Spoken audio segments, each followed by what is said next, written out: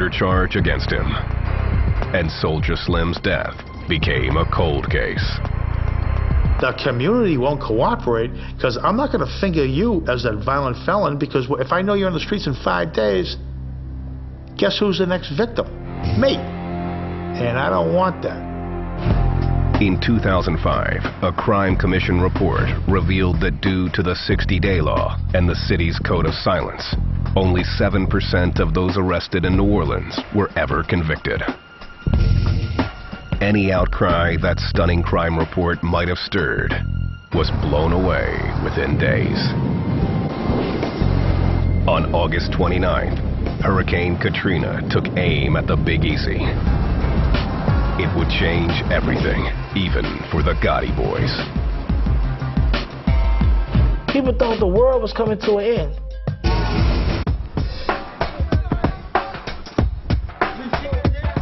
The Gotti boys, one of New Orleans' most notorious gangs, ran the Big Easy until August 29th, 2005. That's when a Category 5 hurricane put the mouth of the Mississippi in its bullseye.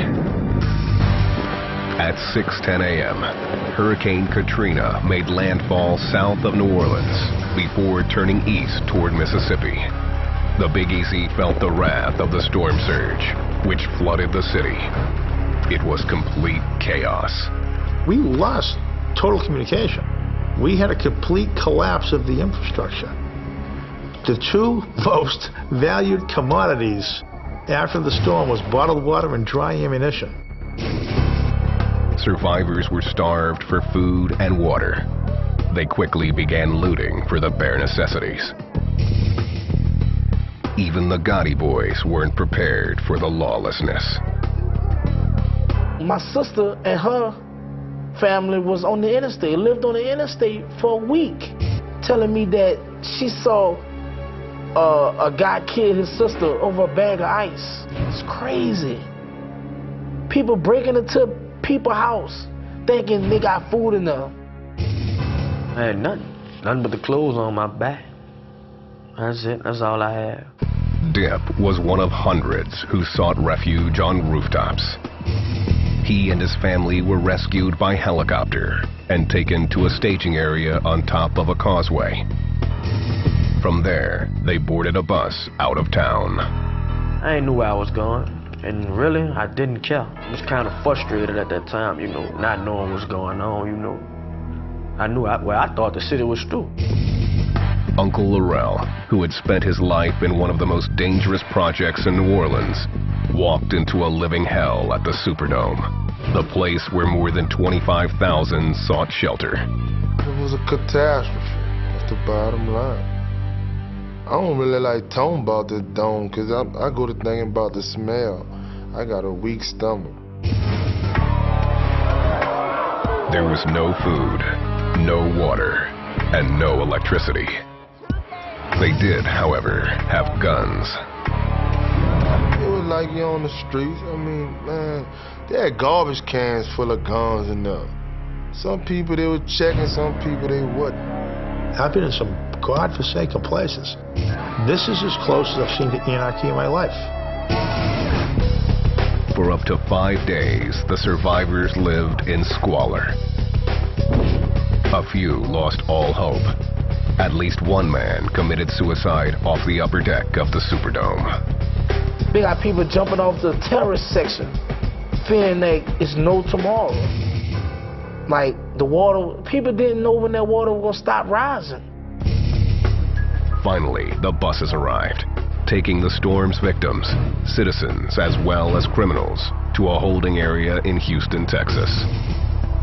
Houston PD had no idea what kind of gangsters were coming their way. We were somewhat blindsided, I think, only because we did not understand that element, that lifestyle over there. There's no word to describe it other than chaos. I mean, it was just absolute chaos. Many New Orleans residents had lost their identification in the flood. There was no way to tell who was whom. Suddenly you had a group of people who realistically were unknowns. I mean, they were ghosts because their IDs, everything was gone. the Houston authorities began randomly assigning evacuees to whatever housing was available. They were just put place to place to place to place. So all these people that hung out with their homeboys back at the complex back in New Orleans had no idea where their friends were. Or their enemies. The Gotti boys armed themselves. If you had a gun in New Orleans and Katrina took it and that's the only way you felt safe, you buying you a gun in Houston.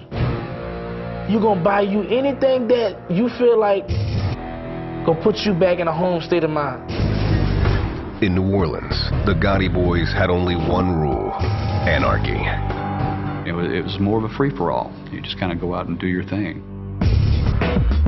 The streets of Houston were a different ballgame. Here, gangs like MS-13 and the Bloods were well organized. There are many gangs here that have structure like the military. They'll have a general, a second general, captains, lieutenants, all the way down to foot soldiers, and they operate in that manner.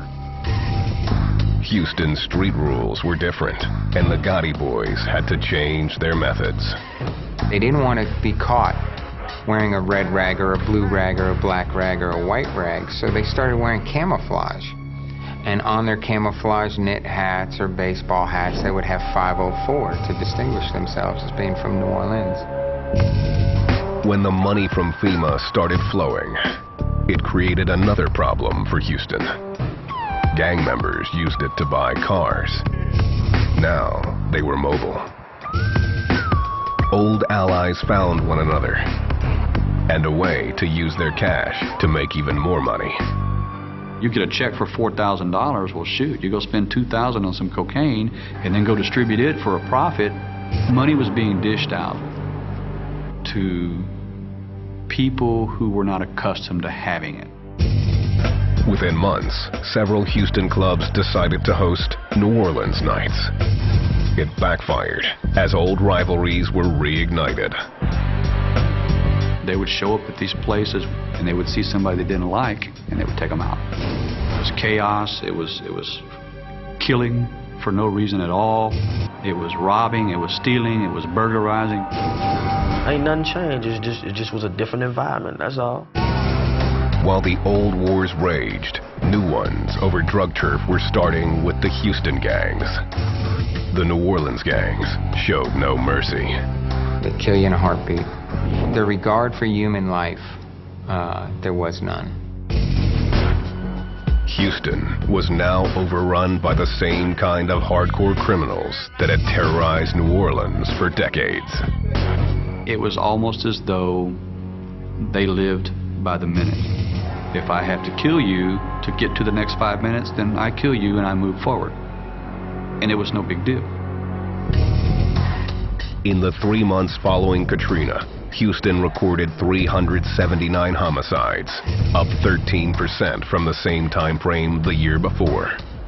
When they move, the murder rate go up wherever they at. Go check Houston. Check Dallas and Atlanta. Murder rates gets jacked up when New Orleans in the building. New Orleans gangsters were bold, some tattooing a green cross between their eyes. The mark would identify a hardcore killer. Once they got their 5th kill, they would have that cross on their forehead. We probably came across 6 or 7 different guys that had that cross on their forehead. They had no qualms about shooting multiple people within 2 or 3 months here in Houston. The Gotti boys were in for a big surprise. The 60-day rule didn't apply in Texas, meaning if you did the crime, you had to do the time. They would just tell us, yeah, it's a 60-day murder, I'll be out in 60 days. And we would tell them, well, no, you're not. They wouldn't understand.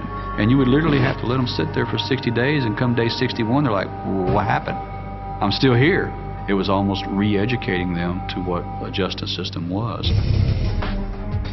The Houston PD also refused to be stonewalled by the code of silence practiced on the streets of New Orleans. We developed a strategy that if they refused to give their name, if they gave us false information, they could be charged with a crime in Texas called failure to give information or failure to ID as a witness. The Gotti boys were feeling the heat. police up there started getting real strict. And they started getting, they started like reading us, So once they saw the saggy pants, they knew it was us, so they really was with us. New Orleans gangs were frustrated by the tougher laws of Texas and quickly headed back to the Big Easy. What they found blew their minds. When I came back, it looked different. You ain't really know what was what. There was no nothing. It was absolutely devoid of what we understand society should operate within. Spring 2006.